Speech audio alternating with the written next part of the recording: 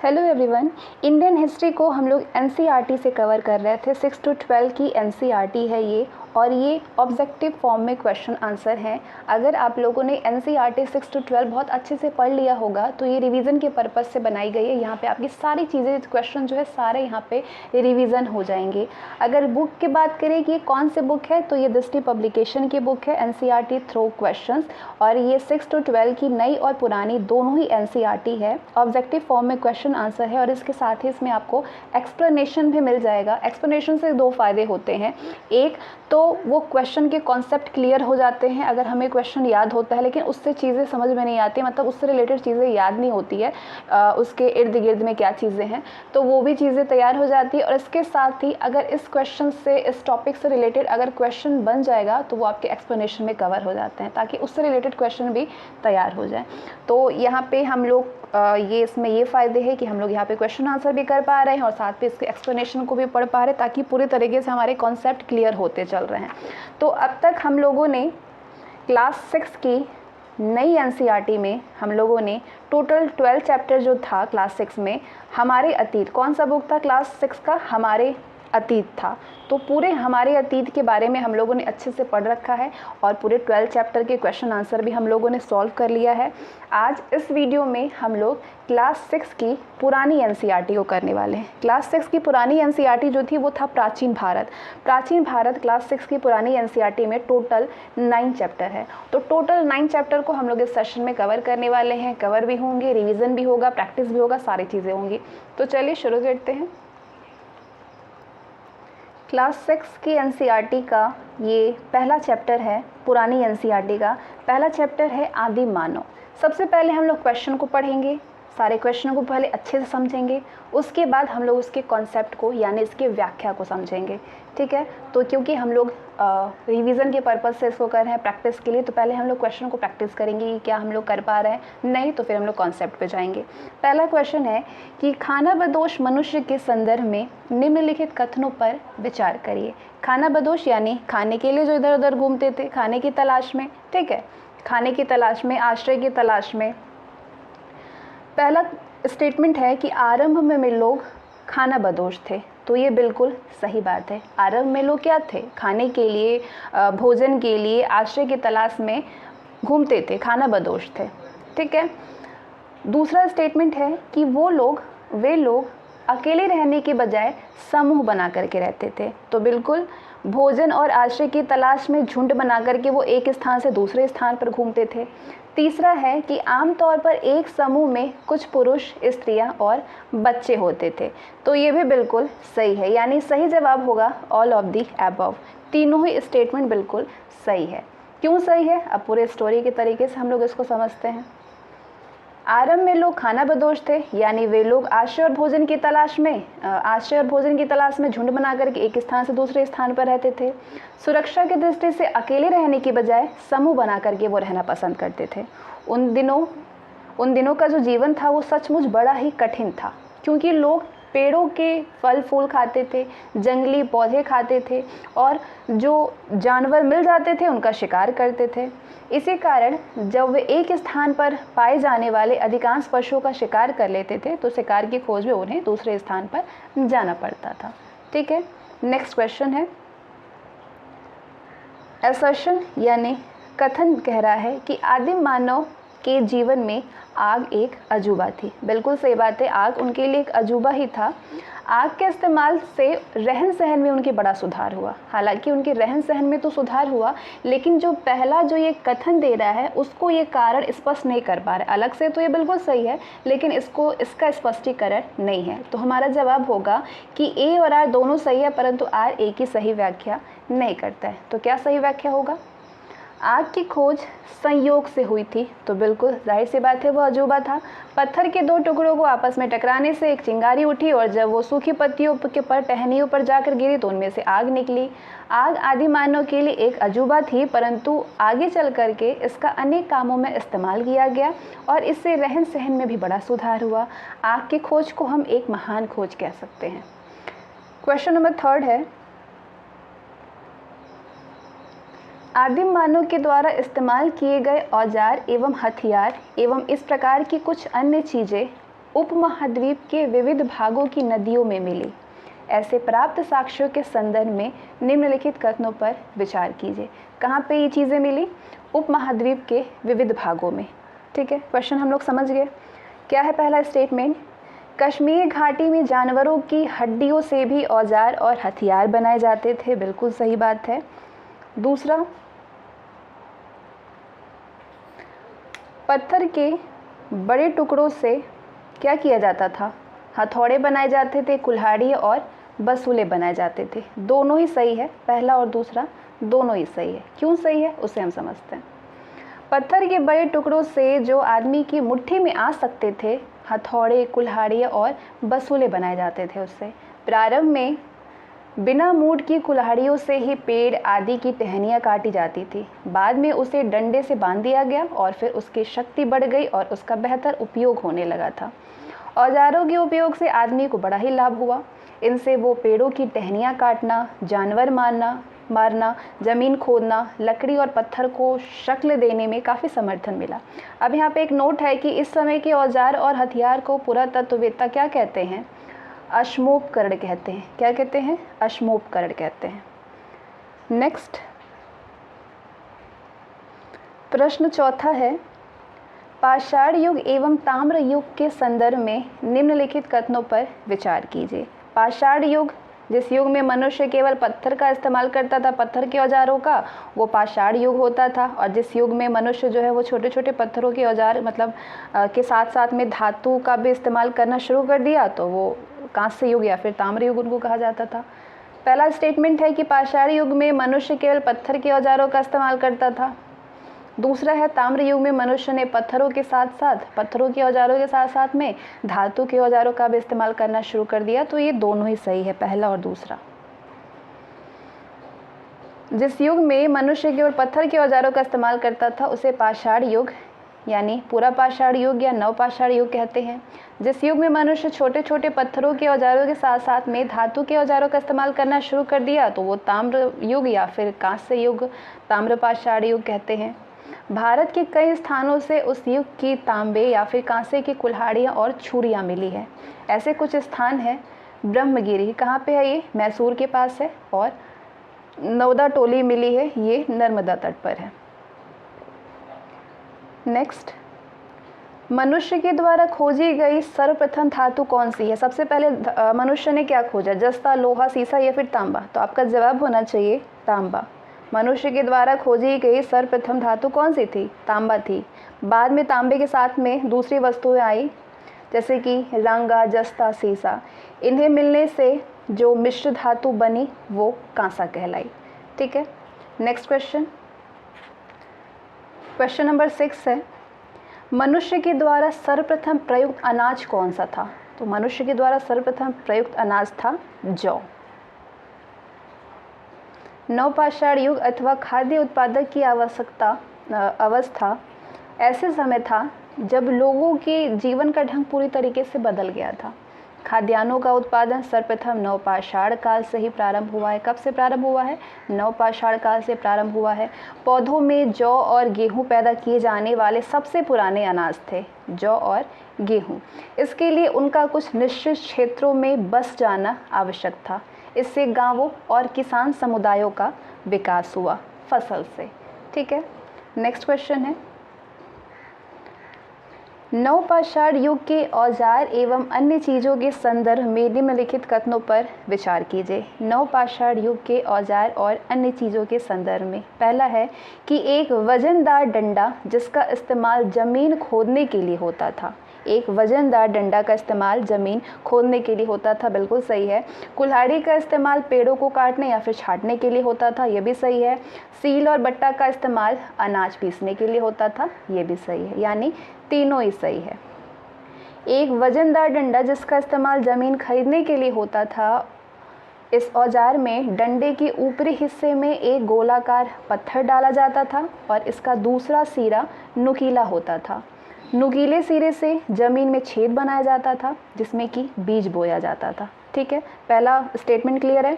दूसरा स्टेटमेंट क्या कह रहा था कि कुल्हाड़ी का इस्तेमाल पेड़ों को काटने या फिर छाँटने के लिए होता था और फिर सील बट्टे का इस्तेमाल अनाज पीसने के लिए होता था।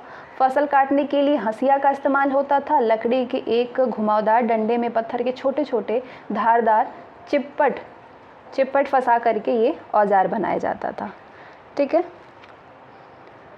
क्वेश्चन नंबर 8 कथन है, ताम्रपाषाण युग के लोग आभूषण और सजावट के शौकीन थे। ताम्रपाषाण युग के लोग शौकीन थे। कारण क्या दे रहा है कि स्त्रियां सीपियों तथा हड्डियों के आभूषण पहनती थी और बालों में सुंदर कंघियां लगाए रखती थी। तो आभूषण और सजावट से शौकीन भी थे, तो उससे रिलेटेड ये भी है, यानी ए और आर दोनों सही है और आर एक की बिल्कुल सही व्याख्या करता है। तो चलिए इसके कॉन्सेप्ट को हम लोग समझते हैं।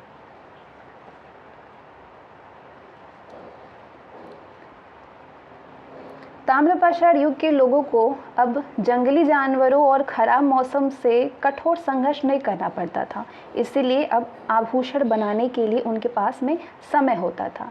अब कपड़े पशुओं की खाल, पेड़ों की छाल और पत्तों के नहीं होते थे। उन्होंने कपास के पौधों की रुई से सूत काटना और कपड़ा बनाने की विधि खोज ली थी। अवकाश का समय में क्या करते थे वो लोग, खेल और मनोरंजन में व्यतीत करते थे। ठीक है।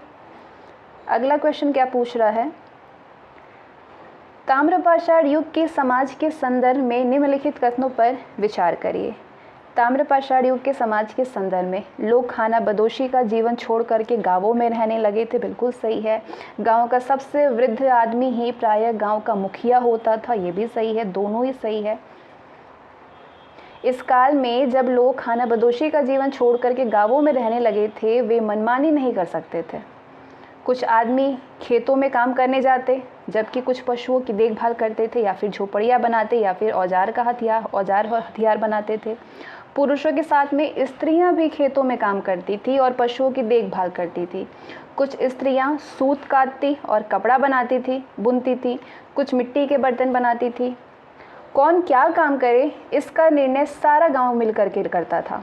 गांव का जो सबसे वृद्ध आदमी होता था वो मुखिया होता था और उसे ही सबसे बुद्धिमान भी समझा जाता था और वही सभी लोगों को आदेश देता था, जो गांव का सबसे वृद्ध होता था। ठीक है।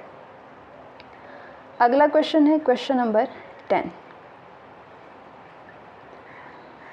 ये स्तंभ है दोनों, क और ख। क्या है कि आरंभिक मानव के जीवन की प्रमुख अवस्थाएं दी गई हैं इसमें, और इसमें दिया गया है कुछ महत्वपूर्ण आविष्कार। ये अवस्थाएं हैं किस युग में क्या खोज हुआ था।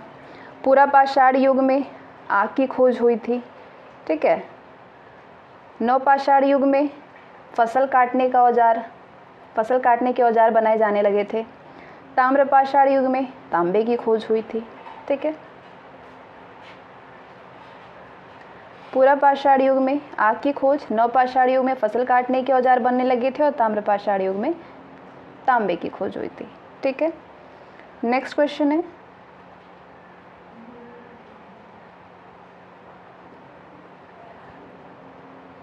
आरंभिक मानव के धार्मिक विश्वास के संदर्भ में निम्नलिखित कथनों पर विचार करिए। धार्मिक विश्वास की बात हो रही है। पहला है कि आकाश का एक देवता था जो कि सूर्य को प्रतिदिन आकाश में यात्रा करने की अनुमति देता था। आकाश का एक देवता। ठीक है। हाँ, बिल्कुल सही है। दूसरा है, मातृदेवी के रूप में धरती माता की छोटी मूर्तियां बनाई जाती थी और सर्वत्र इनकी पूजा होती थी। बिल्कुल सही है। धरती की कल्पना एक ऐसी माँ के रूप में की गई जो कि फसल और पौधों से अपने बच्चों का पालन पोषण करती थी।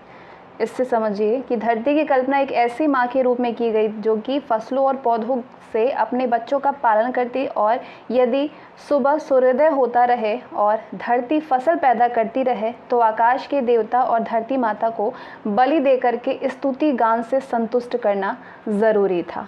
ठीक है। तो ये था चैप्टर 1 आदि मानव के संदर्भ में जितने भी प्रश्न बन सकते हैं, क्वेश्चन बने हुए हैं, उनको हम लोगों ने प्रैक्टिस किया। उसके बाद हम लोगों ने जो कॉन्सेप्ट पढ़ा है उससे रिलेटेड जितने भी क्वेश्चन अब बन जाएंगे उनको भी हम लोग बहुत ईजिली सॉल्व कर सकते हैं, क्योंकि हम लोगों ने बहुत विस्तारपूर्वक सारी चीज़ें समझ रखी है।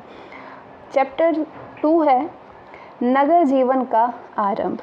नगर जीवन के आरंभ से पहला प्रश्न है, सिंधु सभ्यता के सबसे पुराने जिस नगर की खोज हुई और जो रावी नदी के तट पर स्थित था वो कौन सा नगर था? वो था हड़प्पा। ठीक है। दूसरे सबसे महत्वपूर्ण स्थल की खोज सिंध, जो कि वर्तमान में पाकिस्तान में है, सिंध के मोहनजोदड़ो में हुई है। ठीक है। पुरातत्ववेत्ताओं ने इन प्राचीन नगरों की सभ्यता को सिंधु सभ्यता का नाम दिया क्योंकि ये दोनों नगर और इसी तरह की संस्कृति वाले अन्य स्थल सिंधु की घाटी में मिले हैं। हड़प्पा संस्कृति समूचे सिंध और बलूचिस्तान में और लगभग पूरे पंजाब में, पूर्वी और पश्चिमी हरियाणा, पश्चिमी उत्तर प्रदेश, जम्मू कश्मीर, उत्तरी राजस्थान, गुजरात तथा उत्तरी महाराष्ट्र में फैली हुई थी। इस संस्कृति को लगभग 2500 ईसा पूर्व में, यानी कि आज से लगभग 4500 वर्ष पहले महत्व प्राप्त हुआ है। उस समय मिस्र में पिरामिडों का निर्माण करने वाले फराओं, जो कि प्राचीन मिस्र के राजाओं की उपाधि थी फराओं, उनकी सभ्यता थी। ठीक है। तो कौन सी दूसरी थी? हड़प्पा। सिंधु सभ्यता के सबसे पुराने जिस नगर की खोज हुई थी और जो रावी नदी के तट पर स्थित था वो था हड़प्पा। क्वेश्चन नंबर 2 है, हड़प्पा निम्नलिखित में से किस सभ्यता से संबंधित है? हड़प्पा किस सभ्यता से? सुमेरियन, सिंधु घाटी सभ्यता, वैदिक सभ्यता या फिर मेसोपोटामिया सभ्यता? तो आपका जवाब तुरंत होना चाहिए सिंधु घाटी सभ्यता। किस सभ्यता से? सिंधु घाटी सभ्यता से। पुरातत्ववेत्ताओं ने भारत के उत्तरी और पश्चिमी भागों में अन्य स्थानों की खुदाई करके सिंधु सभ्यता के नगरों से मिलते जुलते कई नए नगरों की खोज की थी। ठीक है। इसलिए सिंधु घाटी की सभ्यता को अब हड़प्पा संस्कृति भी कहते हैं क्योंकि इन नगरों में रहने वाले लोगों का जीवन हड़प्पा वासियों से मिलता जुलता रहा है। Next question. और एक चीज़ और, ये जो नगर है ये नगर पंजाब में रोपड़ और हरियाणा में राखीगढ़ी, बलूचिस्तान में मेहरगढ़, कच्छ की खाड़ी में धौलावीरा, अहमदाबाद के पास में लोथल और राजस्थान में कालीबंगे थे। ये सिंधु सभ्यता भी कहते हैं इसे क्योंकि इसका विस्तार भी सिंधु घाटी के पार ही हुआ है। ठीक है। इसका विस्तार सिंधु घाटी के पार भी हुआ है, इसीलिए इसे भी सिंधु सभ्यता ही कहते हैं। क्वेश्चन नंबर 3 है, निम्नलिखित कथनों पर विचार कीजिए एवं नीचे दिए गए कूटों से सही उत्तर चुनिए। पहला स्टेटमेंट है, मोहनजोदड़ो, हड़प्पा, रोपड़ और कालीबंगा सिंधु घाटी सभ्यता के प्रमुख स्थल हैं। तो आपका जवाब होना चाहिए हाँ। मोहनजोदड़ो में मकान ईंटों के बने होते थे और उनकी दीवारें मोटी और मजबूत होती थी, ये भी बिल्कुल सही है। मोहनजोदड़ो के निचले नगर में सड़कें सीधी जाती थी और एक दूसरे से समकोण में काटती थी, ये भी बिल्कुल सही है। तीनों ही सही हैं। सिंधु सभ्यता की घाटी के प्रमुख स्थल थे पंजाब में रोपड़, हरियाणा में राखीगढ़ी, बलूचिस्तान में मेहरगढ़, कच्छ की खाड़ी में धौलावीरा, अहमदाबाद के पास में लोथल और राजस्थान में कालीबंगा थे। दूसरा स्टेटमेंट था, मोहनजोदड़ो का निचला जो नगर था वो बढ़िया योजना तैयार करके बनाया गया था। मुख्य सड़क करीब 10 मीटर चौड़ी थी जो कि आधुनिक नगरों की बड़ी बड़ी सड़कों के बराबर है। सड़क के दोनों ओर मकान बनाए जाते थे। तीसरा स्टेटमेंट हमने क्या जाना था कि सड़कें क्या होती थी, एक दूसरे से समकोण में काटती थी। सड़क की नाली सड़क के किनारे किनारे चलती थी और उसके दोनों ओर ईंटें लगी होती थी ताकि उसे साफ रखा जा सके। कुछ नालियाँ पत्थर की पट्टियों से ढकी रहती थी। ठीक है। निचले नगर में सड़कें सीधी रहती थी, सड़कें नाली के किनारे किनारे चलती थी और उसके दोनों ओर ईंट लगे होते थे ताकि उसे साफ रखा जा सके। कुछ नालियाँ पत्थर की पट्टियों से ढकी रहती थी।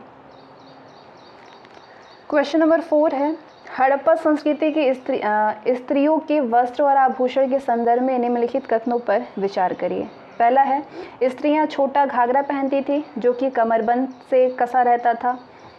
दूसरा है, स्त्रियों को अपने केश तरह तरह से संवारने का शौक था। तीसरा है, स्त्रियां कंगन और हार पहनती थी। ये सारे ही सही हैं। हड़प्पा संस्कृति में ये सारी चीज़ें हो चुकी थी।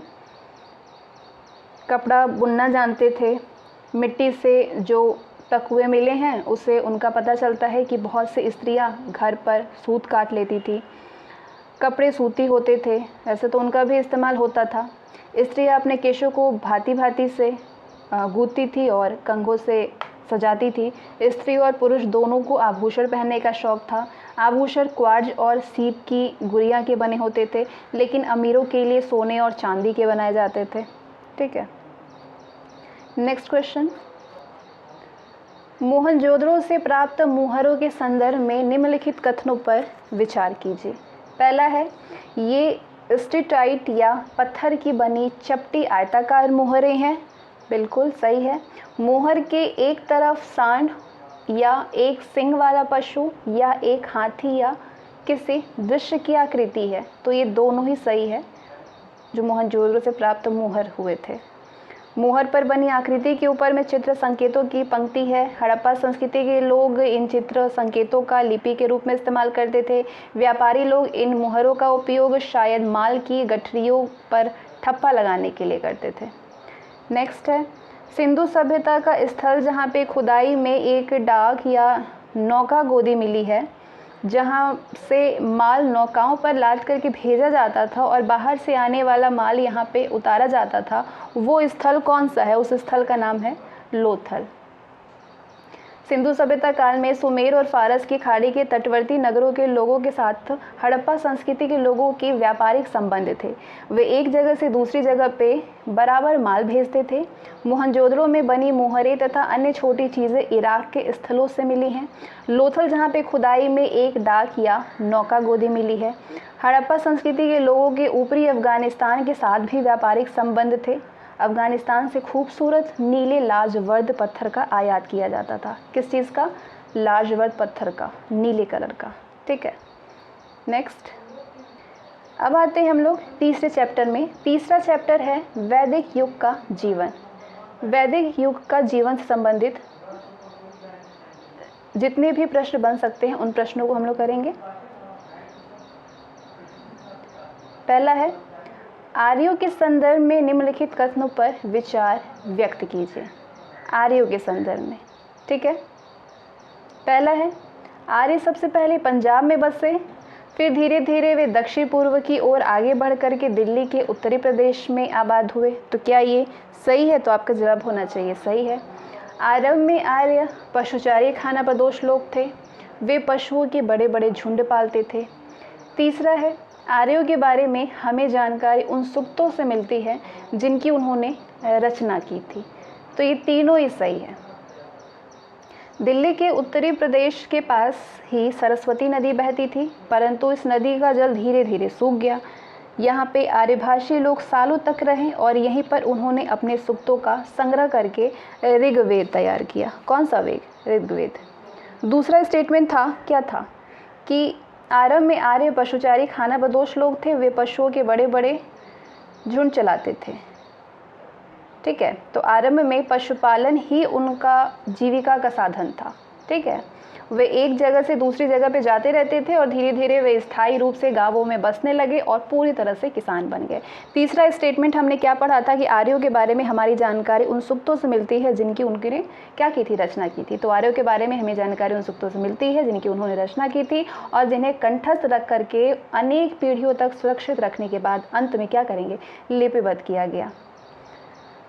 अगला प्रश्न है, आर्यों ने सूक्तों की रचना की थी, किस स्तुति में की थी? देवताओं की स्तुति में की थी। आर्यों ने अपने देवताओं की स्तुति में सूक्तों की रचना की। उन्होंने अपने धार्मिक अनुष्ठानों, कार्यों और पूजा पाठ के बारे में नियम बनाए। इनकी जानकारी 4 वेदों से मिलती है, ऋग्वेद, यजुर्वेद, सामवेद और अथर्ववेद। नेक्स्ट, सभा और समिति के संदर्भ में निम्नलिखित कथनों पर विचार कीजिए। सभा और समिति के संदर्भ में, पहला है, समिति में कोई भी व्यक्ति अपने स्पष्ट राय नहीं दे सकता था। समिति में कोई भी अपना स्पष्ट राय नहीं दे सकता था, तो ऐसा नहीं था दे सकता था।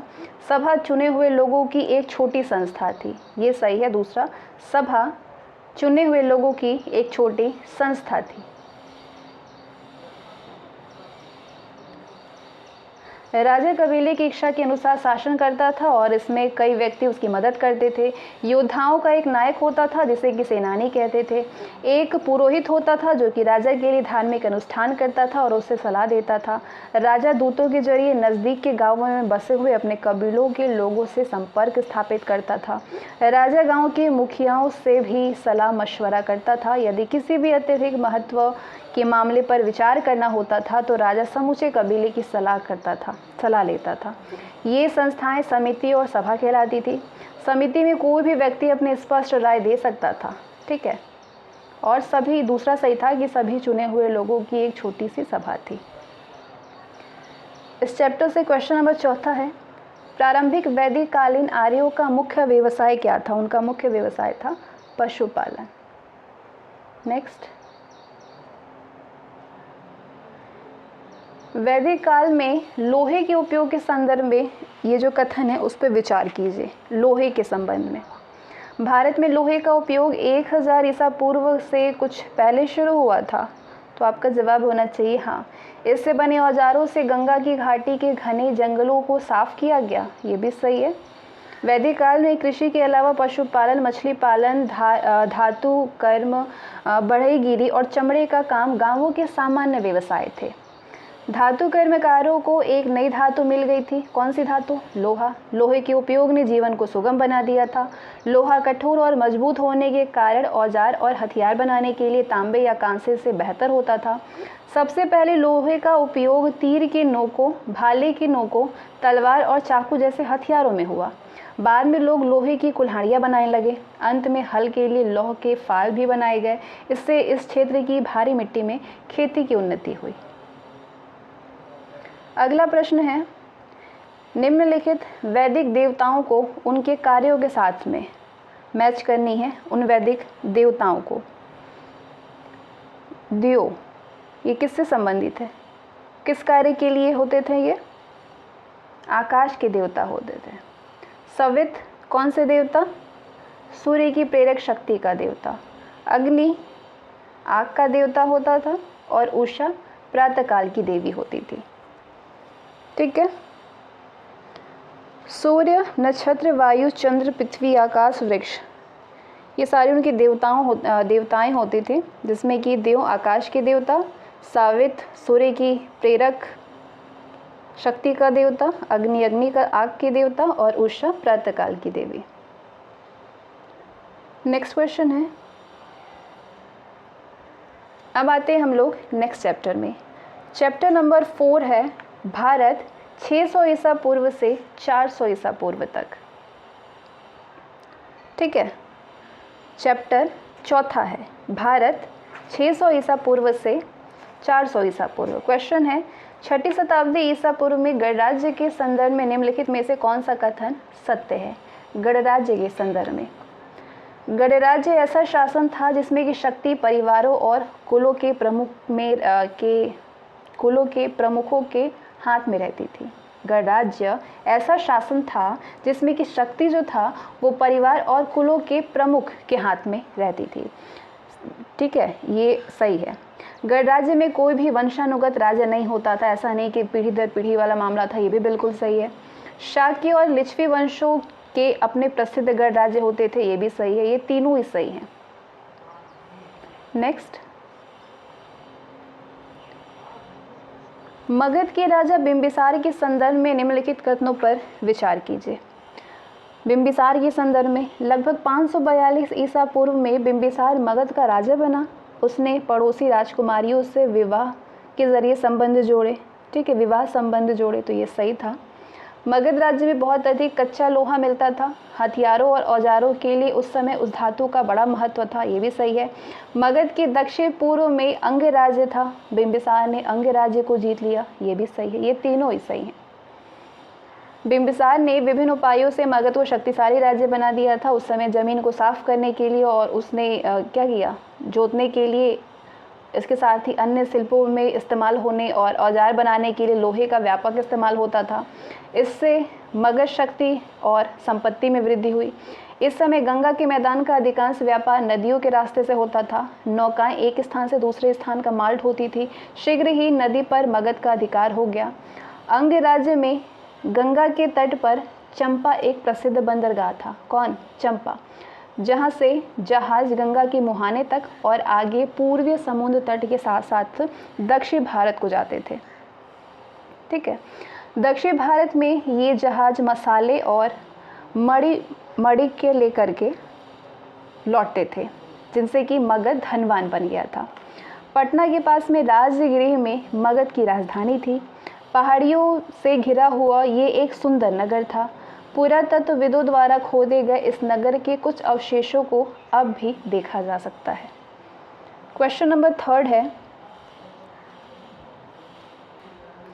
मगध के किस प्रारंभिक शासक ने राज्यारोहण के लिए अपने पिता की हत्या की एवं स्वयं इसी कारणवश अपने पुत्र को मार दिया था? कौन है? अजातशत्रु। नेक्स्ट क्वेश्चन, ईसा पूर्व 6ठी शताब्दी में राजा की स्थिति के संदर्भ में निम्नलिखित कथनों पर विचार कीजिए। राजा की स्थिति के संदर्भ में, राजा अब एक अति विशिष्ट व्यक्ति बन गया था। अब वो समाज और धर्म का रक्षक था। बिल्कुल सही है। राजा अब राज्य का प्रतीक बन गया, अतः राजा की स्थिति शक्तिशाली हो गई। ये भी सही है। राजा शान शौकत से बड़े महल में रहता था और सेवकों तथा अधिकारियों से घिरा रहता था। ये भी सही है। तीनों सही हैं। ठीक है। राजतंत्र के मामले में ब्राह्मण का कहना था कि राजा कोई भी सामान्य मनुष्य न होकर के देवता के समान है और ब्राह्मण ही कुछ अनुष्ठान करके राजा को दैवी शक्ति और गुणों से संपन्न बना सकते हैं। तो इस प्रकार राजा बहुत शक्तिशाली हो गया। राज्य में जिस प्रकार का शासन स्थापित हो गया था उसके बारे में दलील दी जाती थी। और क्या दलील दी जाती थी कि राजा समाज की रक्षा करता है, इसलिए रक्षा के लिए उसे सेना की आवश्यकता है और कानून और व्यवस्था स्थापित करने के लिए उसे अधिकारियों की मदद की आवश्यकता है। पुरोहित, अमात्य या मंत्री और कई अन्य अधिकारी राज्यकाज में उसकी मदद करते थे। राज्य के खर्चों के लिए वो किसानों से उपज का एक हिस्सा लेता था। इस सारी आय को वो केवल अपने खर्च पर अपने ऊपर नहीं खर्च करता था, बल्कि सेना पर वेतन देने और सड़कों, कुओं और नहरों के निर्माण, ब्राह्मणों की सहायता करने जैसे अन्य कामों में भी खर्च करते थे। अगला, 6ठी शताब्दी ईसा पूर्व में करों के संदर्भ में, किसके संदर्भ में? करों के संदर्भ में विचार कीजिए। पहला क्या है? करों का बड़ा महत्व था क्योंकि उनके बिना राजा कुछ भी नहीं कर सकता था। बिल्कुल सही। कर वसूल करने के लिए राजा अधिकारियों का एक दल नियुक्त करता था। ये भी सही है। किसानों को अपनी उपज का 6ठा हिस्सा राजा के लिए देना पड़ता था। ये भी बिल्कुल सही है। ठीक है, तीनों ही सही हैं।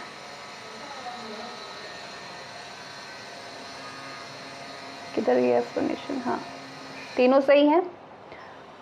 धातु कर्मकार राजा के लिए मुफ्त औजार बनाते थे। ठीक है। बढ़ई राजा के लिए मुफ्त में रथ बनाते थे। बुनकर कपड़े की एक निश्चित मात्रा राजा को बिना मूल्य के देते थे।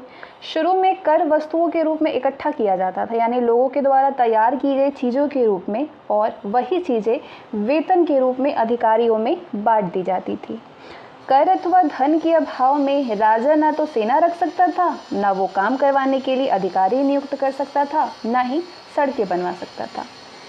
कर वसूल करने वाले अधिकारी गांव-गांव जाकर के प्रत्येक किसान की खेती की पैमाइश करते थे और किसान के द्वारा पैदा किए जाने वाले अनाज का हिसाब रखते थे। और जब फसल तैयार हो जाती थी तो कर वसूल करने वाला अधिकारी किसान के पास में पहुंचता था और राजा को दिया जाने वाला हिस्सा वसूल कर लेता था। अन्य सभी उद्योग व्यवसायों से भी इसी प्रकार कर वसूल किया जाता था। नेक्स्ट,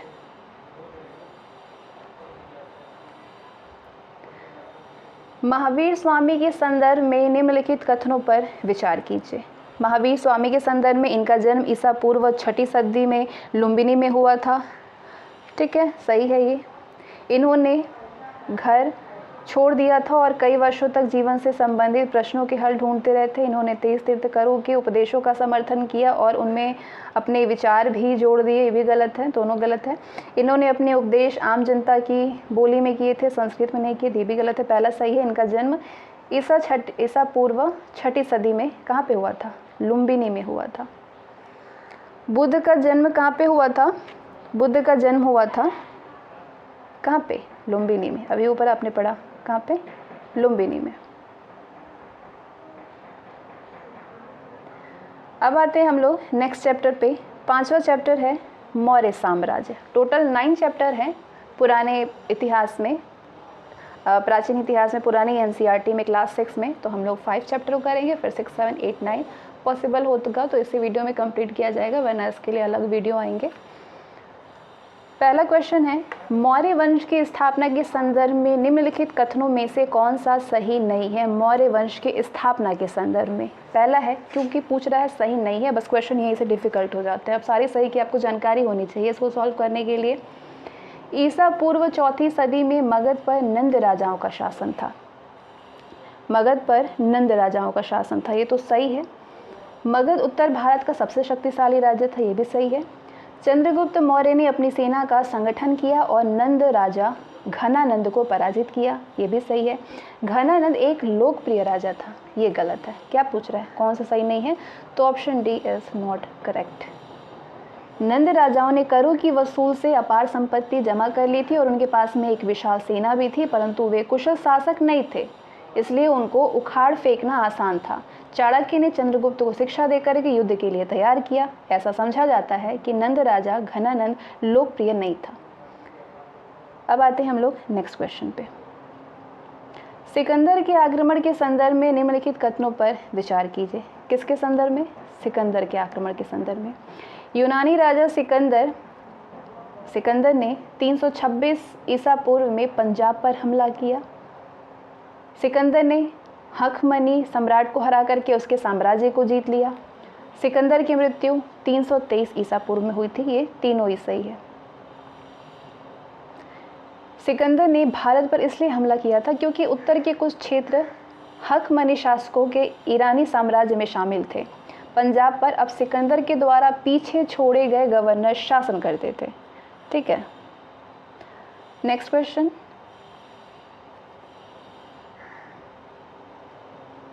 चंद्रगुप्त मौर्य के संदर्भ में निम्नलिखित कथनों पर विचार कीजिए। चंद्रगुप्त मौर्य के संदर्भ में चंद्रगुप्त ने सेल्यूकस निकेटर को 305 ईसा पूर्व में हरा दिया था, बिल्कुल सही है। चंद्रगुप्त का शासनकाल समाप्त होने तक समूचा उत्तर भारत मौर्य के अधीन आ गया था, ये भी सही है, दोनों सही है। नेक्स्ट, चंद्रगुप्त मौर्य के बाद मौर्य वंश का उत्तराधिकारी कौन था? बिंदुसार था। ठीक है, करीब 25 वर्ष तक शासन करने के बाद में चंद्रगुप्त ने अपना सिंहासन अपने पुत्र बिंदुसार को सौंप दिया। कुछ उल्लेखों के अनुसार चंद्रगुप्त इसके बाद जैन मुनि बन गया था। अगला प्रश्न पूछा गया है कि बिंदुसार के संदर्भ में इन कथनों पर विचार कीजिए। किसके संदर्भ में? बिंदुसार के संदर्भ में। बिंदुसार के शासनकाल में मौर्य साम्राज्य दक्षिण में मैसूर तक फैल गया था, बिल्कुल सही है। बिंदुसार की दक्षिण के राज्यों के साथ में मैत्री थी। केवल कलिंग प्रदेश, ओडिशा और सुदूर दक्षिण के राज्य उसके साम्राज्य में नहीं थे, तो ये तीनों ही सही है। नेक्स्ट, अगला प्रश्न है कि अशोक के कलिंग युद्ध के संदर्भ में निम्नलिखित कथनों पर विचार कीजिए। क्या है कि अशोक ने कलिंग को जीत करके अपने शासन में मिला लिया था। अशोक ने, बिल्कुल सही है, कलिंग को जीत करके। युद्ध से पीड़ित स्त्रियों और बच्चों को देख करके अशोक को बहुत दुख हुआ। कलिंग युद्ध के बाद अशोक ने प्रण किया कि वो कोई भी युद्ध नहीं करेगा। ये तीनों ही बिल्कुल सही है अशोक के बारे में। मौर्य राजाओं में अशोक सबसे अधिक प्रसिद्ध हुआ। वो भारत के महानतम शासकों में से एक था। अशोक ने कलिंग पर चढ़ाई की और उसे जीत लिया, परंतु दोनों ओर की सेनाओं को भारी हानि उठानी पड़ी थी। घायल और मरते हुए सिपाहियों को देख करके अशोक को बहुत ही दुख हुआ। तब उसने फैसला लिया कि वो भविष्य में कोई भी युद्ध नहीं करेगा। इसके विपरीत वो प्रयत्न करेगा और लोगों को समझाएगा कि वे शांतिपूर्वक रहे। भारतीय इतिहास में पहली बार सुदूर दक्षिण के प्रदेश को छोड़कर के लगभग समूचा भारतीय उपमहाद्वीप एक शासक के अधीन में हो गया। नेक्स्ट क्वेश्चन है, अभिलेखों में किस शासक का उल्लेख प्रियदर्शी और देवनाम प्रिय के रूप में किया गया है? प्रियदर्शी और देवनाम के रूप में अशोक का विवरण है। अशोक इंपॉर्टेंट है, इसीलिए इनके बारे में हम लोग अच्छे से पढ़ेंगे सारे कॉन्सेप्ट को। अशोक ने अभिलेखों में प्रायः उसे देवनाम प्रिय, देवनाम प्रियदर्शी, प्रियदर्शी और राजा उपाधियों से संबोधित किया गया है। पूछा जाता है, ये चीज़ फैक्ट बन जाते हैं इससे। पुराणों में उसे अशोक वर्धन कहा गया है। अपने शासन के 12वें वर्ष के बाद में अशोक ने राजआज्ञाएं जारी करना शुरू किया था। इनमें उसने धर्म, अच्छे शासन और लोगों का एक दूसरे के प्रति बर्ताव जैसे मामलों के बारे में अपने विचार व्यक्त किए। इन राजआज्ञाओं को चट्टानों और स्तंभों पर खुदवा दिया गया। इस प्रकार प्रजा को जानकारी मिली कि उनकी राजा क्या सोचता है। इन अभिलेखों से भी हमें अशोक के विचारों के बारे में जानकारी मिलती है। नेक्स्ट क्वेश्चन, अशोक के अभिलेख के संदर्भ में इन कथनों पर विचार कीजिए। अशोक की राजआज्ञाओं को अभिलेखों में समझाया गया है। अधिकांश राजआज्ञाएं खरोष्ठी लिपि में हैं। अशोक के अभिलेखों को भाषा, अशोक के अभिलेख की जो भाषा थी वो आमतौर पर प्राकृत। अशोक की कुछ राजआज्ञाएं यूनानी भाषा में थी और अफगानिस्तान में खुदवाई गई थी। तो यहाँ पे पूछा जा रहा है कि कौन सा सही नहीं है, तो सही इसमें बी नहीं है कि अधिकांश राजआज्ञाएं खरोष्ठी लिपि में है, बाकी सारे ही सही है। अशोक बौद्ध था और बौद्ध धर्म का प्रचार प्रसार करना चाहता था, लेकिन इससे भी अधिक वो उन सामाजिक उपदेशों पर विश्वास करता था जो कि लोगों को शांतिपूर्ण और सदाचारी बना सकते थे। इससे अशोक ने धम्म कहा। क्या कहा? धम्म कहा। धम्म को अशोक ने राजआज्ञाओं में समझाया। उसकी अधिकांश राजआज्ञाएं ब्राह्मी लिपि में हैं, तो इसीलिए बी वाला गलत है, ब्राह्मी लिपि में है। उस समय भारत के अनेक प्रदेशों में ब्राह्मी लिपि का प्रचलन था। प्राकृत आम जनता की भाषा थी, जबकि संस्कृत भाषा ऊंची जातियों के शिक्षित लोगों के द्वारा बोली जाती थी। अशोक अपने विचारों को आम लोगों तक पहुंचाना चाहता था, इसलिए उसने ऐसी भाषा का प्रयोग किया जो लोग समझ सकते थे। ठीक है। क्वेश्चन नंबर 9, अशोक से संबंधित निम्नलिखित कथनों में से कौन सा कथन सत्य है? वो इंसान और पशुओं की हत्या पर रोक लगाने के विरुद्ध था। इंसानों और पशुओं की हत्या पर रोक लगाने के विरुद्ध था। क्या पूछ रहा है क्वेश्चन? कौन सा सत्य है? इसकी इच्छा थी कि विभिन्न धर्मों के अनुयायी आपस में शांति और सौहार्द से रहें। उसने युद्ध न करने का वचन दिया था। उसने धार्मिक अनुष्ठानों में पशुओं की बलि देने पर प्रतिबंध लगाया था। तो सही जवाब है ऑप्शन ए। ठीक है। अशोक के समय में अधिकांश धार्मिक संप्रदाय दो समुदायों में बंट गए थे। एक समुदाय था ब्राह्मण का और दूसरा श्रमणों का। कभी कभी इन विभिन्न धार्मिक संप्रदायों के बीच में जबरदस्त कलह भी होती थी। अशोक की इच्छा थी कि लोग एक दूसरे से मैत्री रखें और तरुण लोग बड़े बूढ़ों की आज्ञा माने, बच्चे और माता पिता के आदेश माने। बच्चे जो हैं वो अपने माता पिता के आदेश माने। उसने मालिकों से सेवकों के प्रति दयालु और नम्र रुख अपनाने का निवेदन किया था। अशोक, अगला जो स्टेटमेंट है कि अशोक इंसानों एवं पशुओं की हत्या पर रोक लगाना चाहता था, इसलिए ए वाला गलत है। ठीक है, यहाँ पे ए वाला गलत है। मतलब क्वेश्चन क्या पूछा था कि इनमें से कौन सा गलत नहीं है? हाँ, ए गलत है, बाकी सारे सही हैं। तो यहाँ पे कौन सा सत्य नहीं है, ये होना चाहिए था प्रश्न। उसने धार्मिक अनुष्ठानों में पशुओं की बलि देने पर प्रतिबंध लगाया था, क्योंकि उसे क्रूर कार्य समझा जाता था। वो ये नहीं चाहता था कि लोग मांस खाएं। उसके अपने रसोई घर में प्रतिदिन 2 मोर और 1 हिरन राजा के लिए पकाए जाते थे। इस पर उसने रोक लगा दी। अगला प्रश्न है, मौर्यकालीन कला के संदर्भ में निम्नलिखित कथनों पर विचार कीजिए। मौर्यकालीन कला के संदर्भ में अशोक की राजआज्ञाएं चट्टानों और बलुआ पत्थर के ऊंचे स्तंभों पर खोदी गई थी। बिल्कुल सही है। प्रत्येक स्तंभ के सिर पर हाथी, सांड या सिंह की प्रतिमा बनाई गई थी। ये भी सही है, यानी दोनों सही है। नेक्स्ट क्वेश्चन है, कौटिल्य ने अर्थशास्त्र में समझाया है। क्या समझाया है कौटिल्य ने अर्थशास्त्र में? कि एक अच्छे शासन का संगठन किस प्रकार किया जाए। ठीक है, किस प्रकार योजनाबद्ध रूप से राजस्व मिले, जिसमें कि भू राजस्व सम्मिलित है, संग्रह करना चाहिए, धन अर्जित करना चाहिए और अर्जन की विधि सीखनी चाहिए, एक अर्थपूर्ण जीवन जीने की कला सीखनी चाहिए। लेकिन कौटिल्य ने, चाणक्य ने, उनका ही नाम कौटिल्य भी था, कौटिल्य ने अर्थशास्त्र में समझाया है कि एक अच्छे शासन का संगठन किस प्रकार किया जाए। ठीक है। मौर्य काल के बारे में बहुत कुछ जानकारी दो साहित्य स्रोतों से मिलती है। उनमें से एक है अर्थशास्त्र, जिसका आज उपलब्ध अधिकांश हिस्सा चंद्रगुप्त मौर्य के प्रधानमंत्री कौटिल्य ने लिखा था। दूसरा स्रोत मेगास्थनीज के द्वारा यूनानी भाषा में लिखा हुआ है, जिसका विवरण इंडिका में है। किस में है? इंडिका में। नेक्स्ट क्वेश्चन, आगे इसके बारे में कुछ जानकारी है। मेगास्थनीज सेल्यूकस निकेटर का राजदूत था और उसने चंद्रगुप्त के शासनकाल में कुल समय भारत में बिताया था। मेगास्थनीज का वृत्तांत, जिसका दुर्भाग्य वंश कुछ ही अंश बचा हुआ है, उसका आंखों देखा वर्णन है।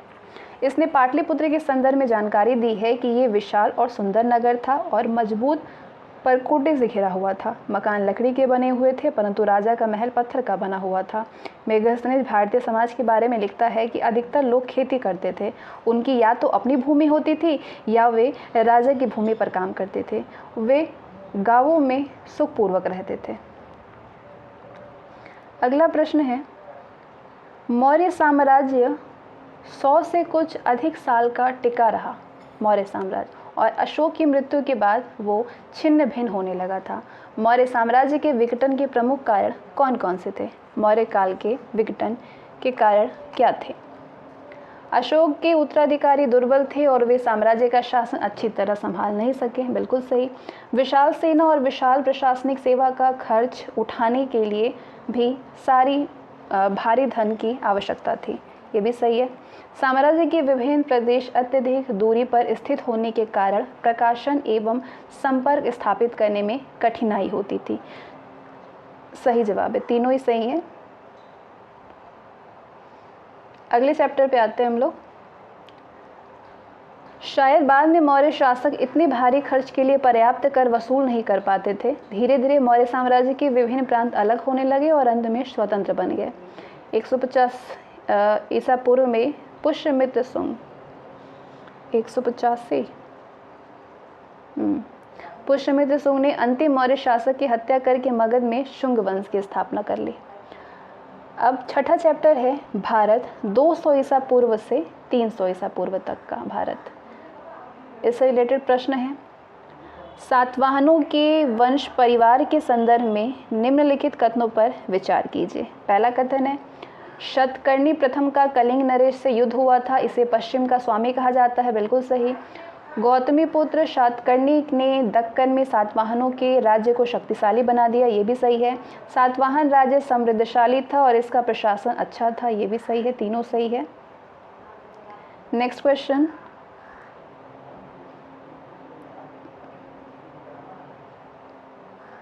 अगला प्रश्न है, बौद्ध स्मारकों के संदर्भ में कौन सा कथन सत्य है? तो आगे बढ़ने से पहले जो एक्सप्लेनेशन है उसको भी हम लोग देख ही लेते हैं।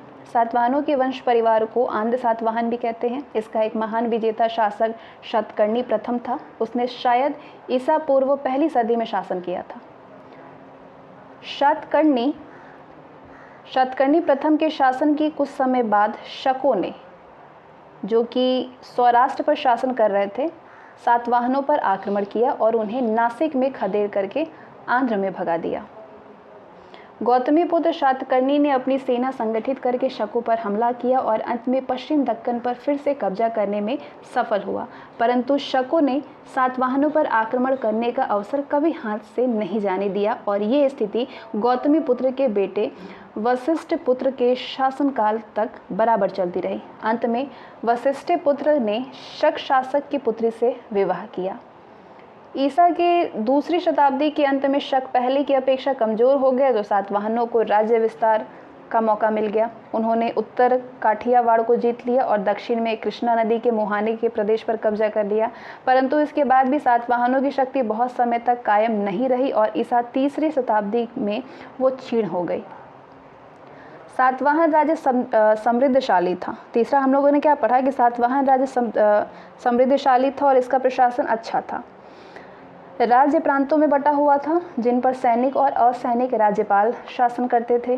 प्रत्येक गांव का प्रधान राजस्व या कर वसूल कर सकता था। ठीक है। नेक्स्ट, बौद्ध स्मारकों के संदर्भ में कौन सा कथन असत्य है? क्या बतानी है? असत्य है।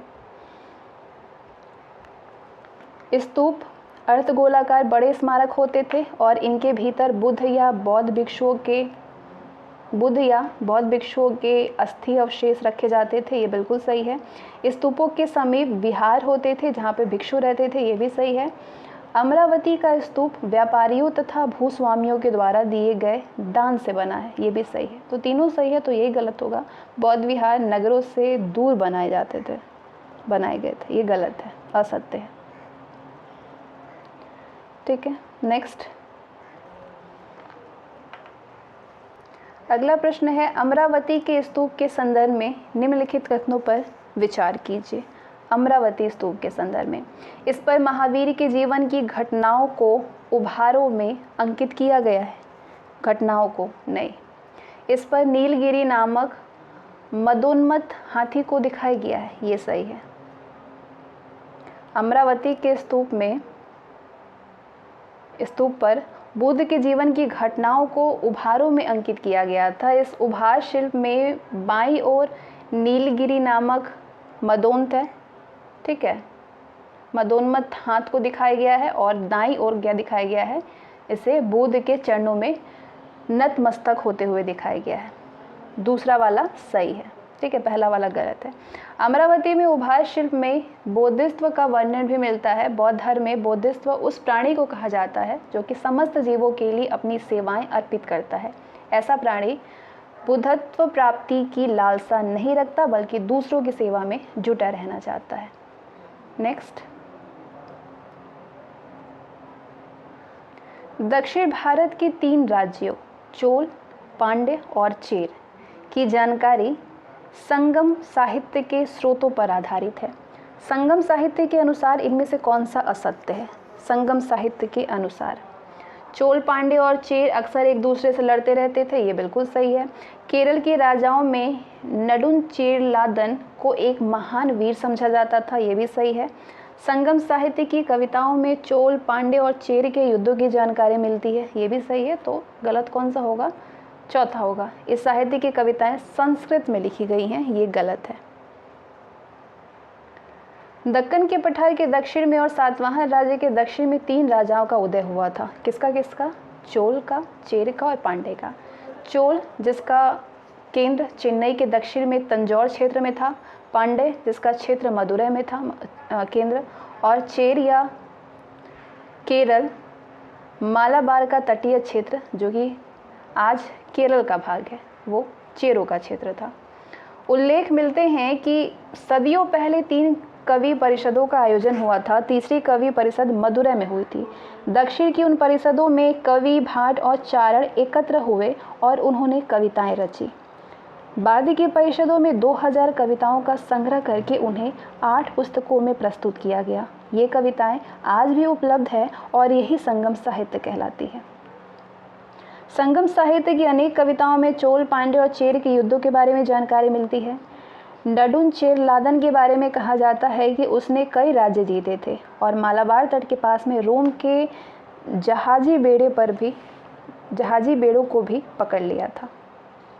नेक्स्ट क्वेश्चन पूछा गया है कि ईसा की प्रारंभिक शताब्दियों में भारत तथा रोम के बीच में घनिष्ठ व्यापारिक संबंधों की सूचना किस पुरास्थल की खुदाई से प्राप्त हुई है? बताइए।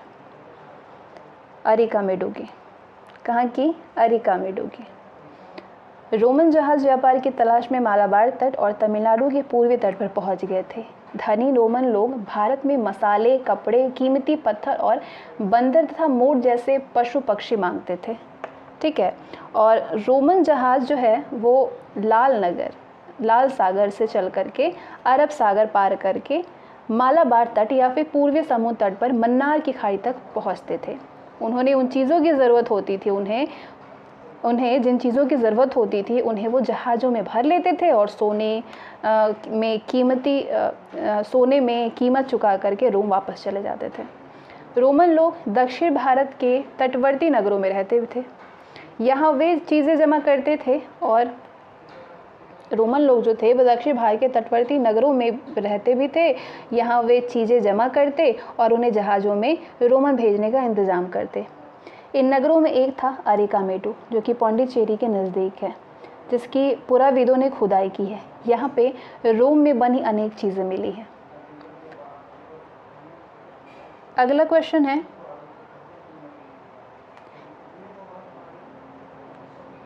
ईसाई धर्म के संदर्भ में निम्नलिखित कथनों पर विचार कीजिए। ईसाई धर्म के संदर्भ में ईसा की कहानी, ईसा की पहली सदी में ईसाई धर्म का उदय हुआ और वो भारत पहुंचा। ठीक है, ये सही है। भारत में ईसाई धर्म सबसे पहले मालाबार तट के लोगों में और आधुनिक चेन्नई के नज़दीकी क्षेत्र में फैला, ये भी सही है। आरंभिक ईसाई लोगों ने ईसा के जन्म के समय से वर्षों की या संवत्सर की गिनती करने की एक नई प्रथा चलाई, ये भी बिल्कुल सही है। ठीक है, तो तीनों ही सही हैं आपके। नेक्स्ट, अब ये है 200 ईसा पूर्व और 100 ईस्वी के बीच में सुदूर उत्तर में विदेशियों के अनेक जत्थे आए और भारत में बस गए। उन्होंने अपनी विशिष्ट जीवन पद्धति के जरिए भारतीय संस्कृति को समृद्ध बनाया। तो बताइए कि इन लोगों के आने का क्रम क्या है। इसको पॉज करिए, खुद से सॉल्व करिए, फिर आंसर करिए। इनका क्रम था आने का, हिंद, यवन, शक, पार्थव, फिर कुषाण आए। हिंद, शक, पार्थव, कुषाण। ठीक है, यूनानी के अलावा बाकी सब मध्य एशिया से आए थे। ये उन अनेक अवसरों में से एक था जब मध्य एशिया से आए लोगों ने न केवल भारतीय संस्कृति को प्रभावित किया बल्कि वे भारतीय जन समुदाय के अंग बन गए। ठीक है, नेक्स्ट क्वेश्चन है आपके पास कि हिंद यवनों के संदर्भ में निम्नलिखित कथनों पर विचार कीजिए। हिंद यवनों के संदर्भ में पहला है, इन्होंने गांधार प्रांत पर शासन किया था, बिल्कुल सही है। उन्होंने अनेक प्रकार के सिक्के चलाए। इनके शासकों में कुछ बौद्ध बने और कुछ विष्णु उपासक, बिल्कुल सही है, सारे सही हैं। नेक्स्ट क्वेश्चन है, शकों से संदर्भित निम्नलिखित कथनों पर विचार करिए। शकों से संदर्भित, शक लोग पश्चिम भारत में आए और उन्होंने सिंध तथा सौराष्ट्र को रौंद डाला। शकों का सर्वाधिक प्रसिद्ध राजा रुद्रदामन था। ठीक है, दोनों सही है। नेक्स्ट, भारत में आने के बाद शक अंततः काठियावाड़ और मालवा में बस गए थे। सातवाहनों से उसके अक्सर युद्ध होते थे। उनके सबसे प्रसिद्ध राजा रुद्रदामन ने सातवाहन शक्ति को नर्मदा के उत्तर में फैलने नहीं दिया था। चाहने पर भी स्वयं शक भी उत्तर की ओर आगे नहीं बढ़ पाए क्योंकि कुषाणों ने उन्हें रोक रखा था। अब यहाँ पे एक नोट है, जूनागढ़ अभिलेख से पता चलता है कि 170 ईस्वी में रुद्रदामन ने गिरनार के निकट सुदर्शन झील की मरम्मत बिना बेगार लिए ही करवाई थी, जो कि मौर्य वंश के शासक चंद्रगुप्त मौर्य के आदेश पर बनवाई गई थी। ठीक है, इंपॉर्टेंट नोट्स है। नेक्स्ट, कनिष्क के संदर्भ में विचार करनी है। दो स्टेटमेंट है आपके पास, पॉज करिए और पढ़िए। पहला है, ये बौद्ध धर्म का अनुयायी था और बौद्ध विहारों के निर्माण के लिए धन दिया था, बिल्कुल सही है। इसी के शासनकाल में चौथी बौद्ध महासंगीति का आयोजन हुआ था। किसके शासनकाल में? कनिष्क के। सही जवाब है, दोनों ही सही हैं। ठीक है, नेक्स्ट, गांधार कला शैली एक संश्लेषण है किस कला का? भारतीय तथा यूनानी कला का। ठीक है, नेक्स्ट, बौद्ध धर्म के संदर्भ में निम्नलिखित कथनों पर विचार कीजिए। चलिए इसके एक्सप्लेनेशन को भी समझ ही लेते हैं। पश्चिमी एशिया के साथ में संपर्क बढ़ने के कारण उत्तर भारत के नगरों में यूनानी मूर्तिकला को प्रवेश मिला था। गांधार प्रदेश के भारतीय कलाकारों की मूर्तिकला की इस शैली में दिलचस्पी बढ़ी और इससे वे प्रभावित भी हुए। उनकी बनाई बुद्ध की मूर्तियाँ और बुद्ध के जीवन से संबंधित दृश्य पटल यूनानी शैली से मेल खाते हैं। ये शैली गांधार कला के नाम से जानी जाती है। ये कला शैली न केवल आधुनिक पंजाब और कश्मीर जैसे क्षेत्रों में लोकप्रिय थी बल्कि आधुनिक अफगानिस्तान में भी, क्योंकि गांधार शैली की कला के अनेक अवशेष वहाँ पे मिले हैं। ठीक है, अब आते हैं बौद्ध धर्म के बारे में। क्या पूछा जा रहा है? बौद्धिस्ट उन त्यागी पुरुषों को कहा जाता है जो कि इस धरती पर बुद्ध से पहले पैदा हुए थे, उन्हें कहा जाता है। सही है। महायान संप्रदाय में अनेक प्रकार के अनुष्ठानों का प्रचलन था और बौद्धिस्टों की पूजा की जाती थी। ये भी सही है, दोनों सही है। ठीक है, बौद्ध संप्रदाय अब दो भागों में बंट गया था। जातक ग्रंथों में बोधिसत्वों के बारे में अनेक कथाएं हैं। इस प्रकार इस समय तक बौद्ध धर्म में काफ़ी परिवर्तन हो गया था। अब ये वो सरल धर्म नहीं रहा था जिसका बुद्ध ने उपदेश दिया था। बौद्ध संप्रदाय अब दो भागों में बढ़ गया था, महायान और हीनयान। महायानी बौद्ध भिक्षु शक्तिशाली बन गए थे, परंतु भारत में अब भी ऐसे लोग थे जो इस तरह के बौद्ध धर्म को नहीं मानते थे, वे हीनयान बौद्ध कहलाए। महायान बौद्धों ने धर्मदूतों की मंडलियां चीन भेजी। ये धर्म प्रचारक भारतीय व्यापारियों के साथ में यात्रा करके चीन पहुंचे। इस तरह जल्दी ही मध्य एशिया और चीन में बौद्ध धर्म फैलता गया। ठीक है, नेक्स्ट प्रश्न है आपके पास। अगला चैप्टर है प्राचीन भारत, पुरानी एनसीईआरटी का क्लास 6 का गुप्त काल, 7वां चैप्टर है। गुप्त राजवंश के संदर्भ में निम्नलिखित में से कौन सा कथन असत्य है? गुप्त राजवंश के संदर्भ में, इस राजवंश का उदय ईसा की 4वीं सदी में हुआ था, ये तो सही है। इसने उत्तर भारत के एक बड़े भाग पर एक विशाल राज्य की स्थापना की थी, ये भी सही है। इसका शासन 500 साल से अधिक समय तक कायम रहा था, ये गलत है। इस राजवंश का पहला प्रसिद्ध शासक चंद्रगुप्त प्रथम लगभग 320 ईस्वी तक गद्दी पर बैठा था, ये बिल्कुल सही है। लेकिन इसका शासन 500 काल तक चला था, ये आपका गलत है। ठीक है, चलिए इसके एक्सप्लेनेशन को समझते हैं। गुप्त राजवंश का शासन 200 साल से अधिक समय तक कायम रहा था। ठीक है, इस युग में भारतीय संस्कृति की उन कतिपय महान उपलब्धियों का सिलसिला जारी रहा था जिनकी शुरुआत पहले के युग में हुई थी। गुप्त सम्राट न केवल शक्तिशाली नरेश थे बल्कि वे विद्या के संरक्षक भी थे। उन्होंने कवियों, लेखकों, वैज्ञानिकों और कलाकारों को प्रोत्साहन दिया। चंद्रगुप्त प्रथम ने लिच्छवी राजकुमारियों से विवाह किया। इसने साकेत का प्रदेश जो कि अयोध्या में, प्रयाग, इलाहाबाद और मगध पर शासन किया। एक बार फिर मगध उत्तर भारत में शक्तिशाली राज्य हो गया था। इसे चंद्रगुप्त प्रथम के पुत्र समुद्रगुप्त ने और भी अधिक शक्तिशाली बना दिया। नेक्स्ट क्वेश्चन है आपके पास में, समुद्रगुप्त के संदर्भ में निम्नलिखित कथनों पर विचार कीजिए। क्या है? इलाहाबाद अभिलेख से समुद्रगुप्त के बारे में तथा इसके विजयों के बारे में जानकारी मिलती है, सही है। समुद्रगुप्त राजा बनने के पश्चात दिग्विजय के लिए निकला, सही है। समुद्रगुप्त को वीणा बजाते हुए गुप्तकालीन सिक्कों पर दर्शाया गया है, ये भी सही है। तीनों ही सही है। अब इसको पॉज करके आप ये एक्सप्लेनेशन को पढ़ सकते हैं।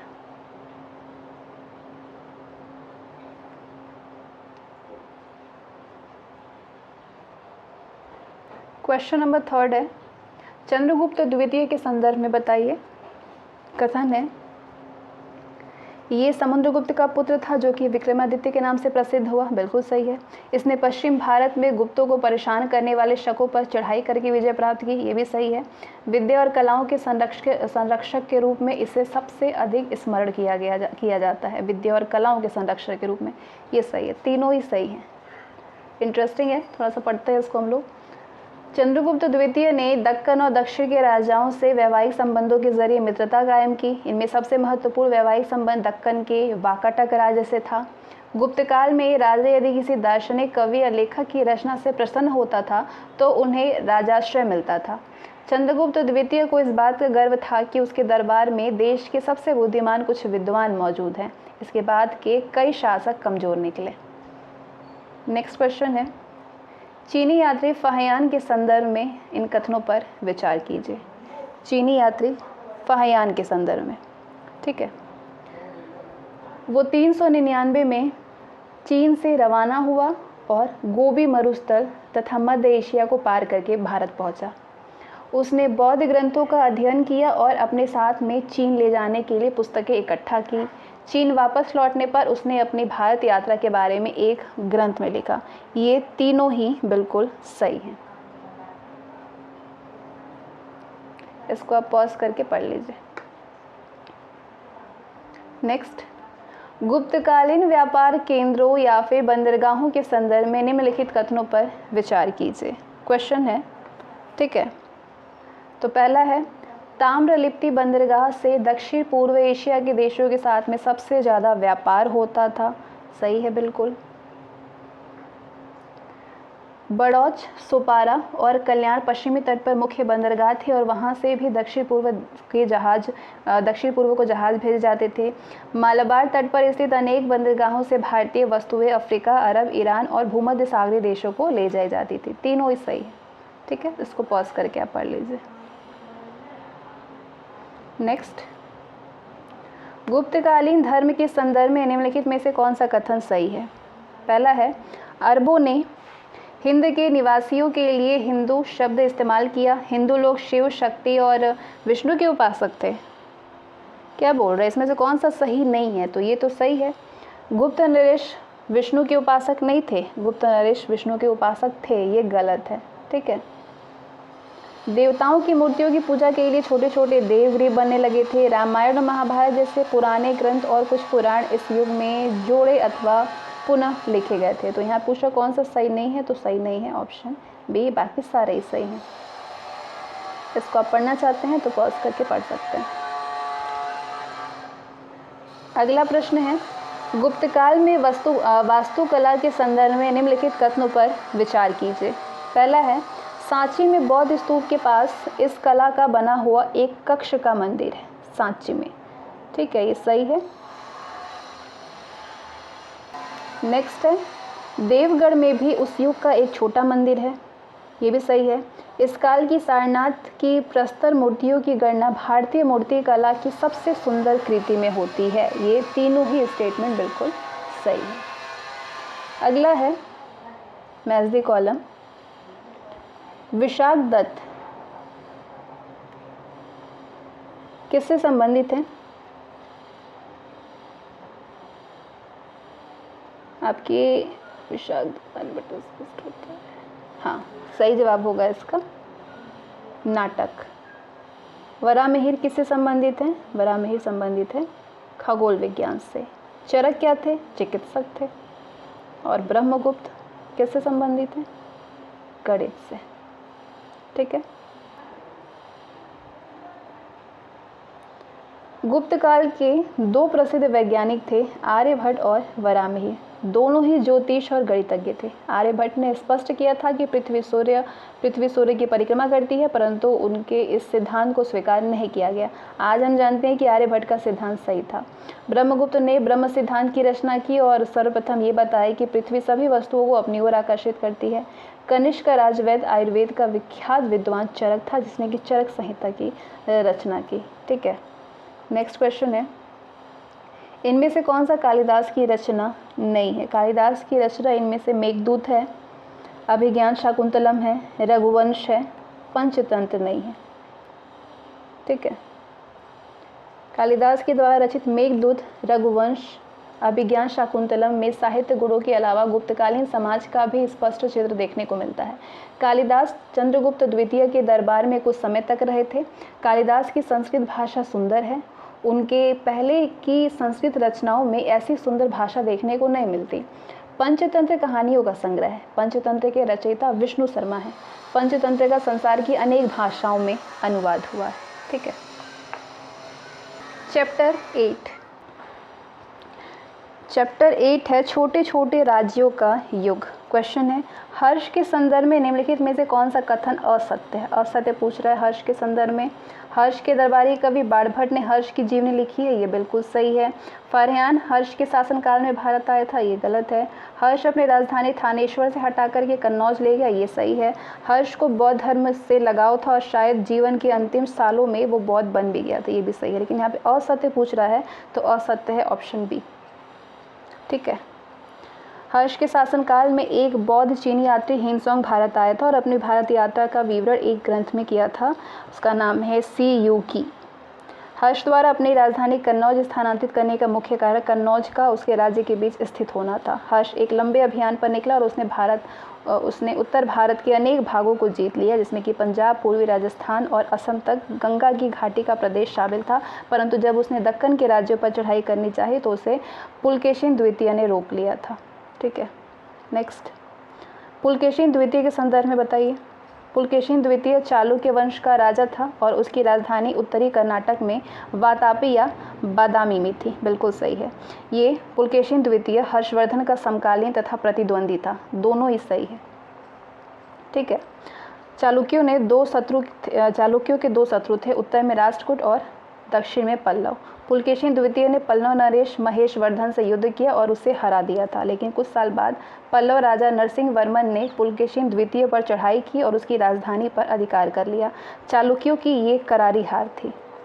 नेक्स्ट क्वेश्चन है, हेनसोंग के यात्रा वृत्तांत के संदर्भ में भारत की सामाजिक स्थिति पर विचार कीजिए। हेनसोंग की यात्रा वृत्तांत के संदर्भ में क्या है?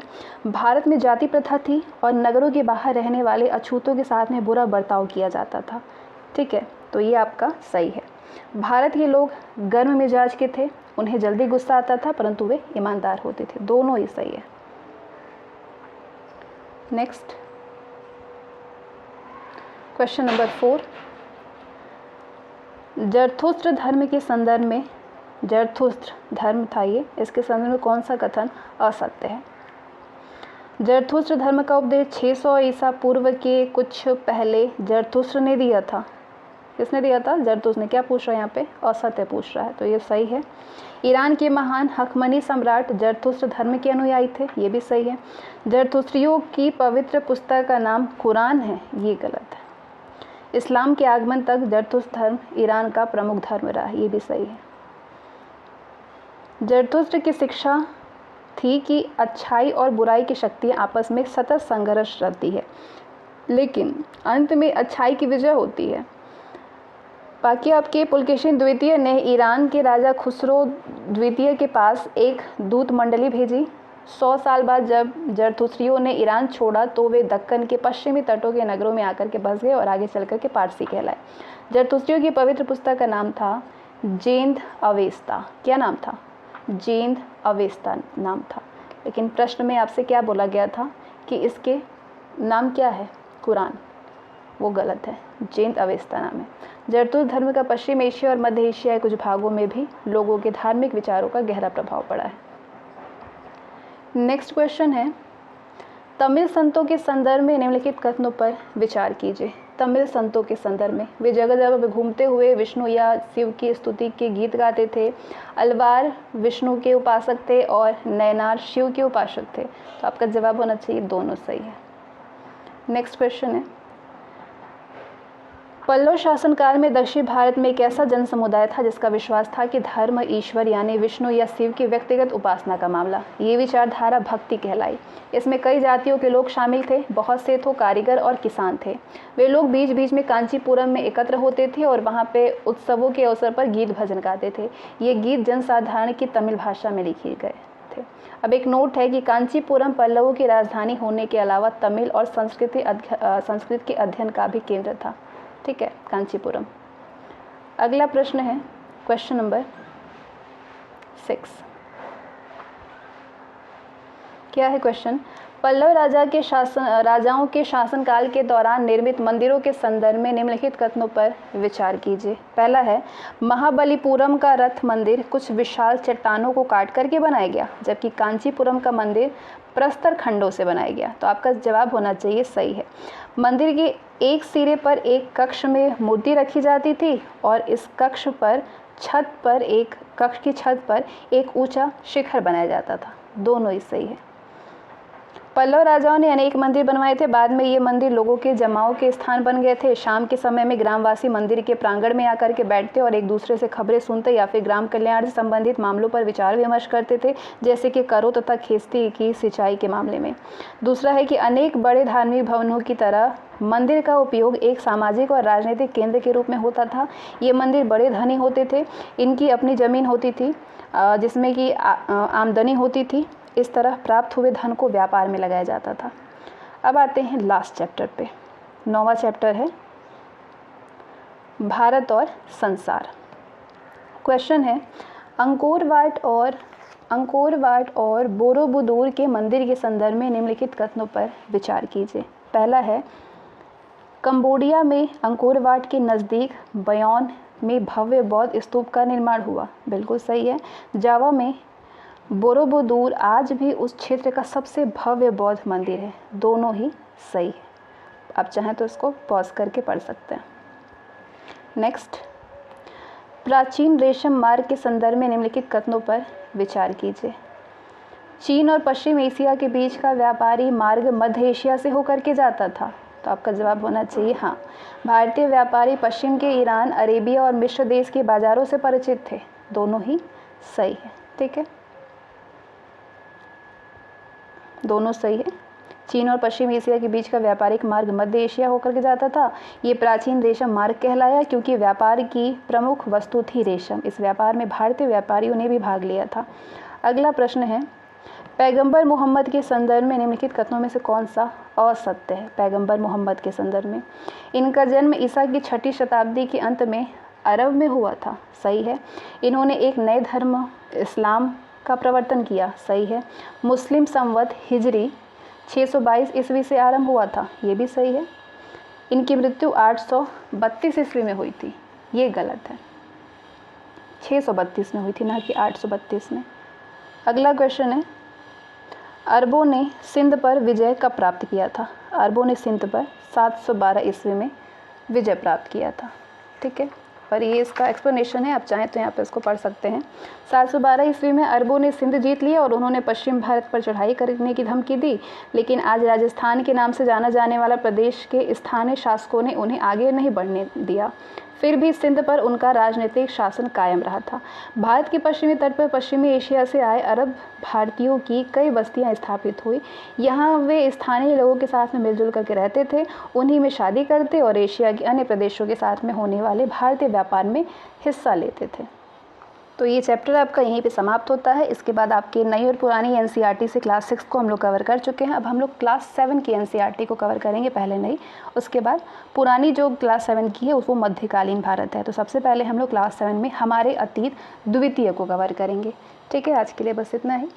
Bye, thank you so much.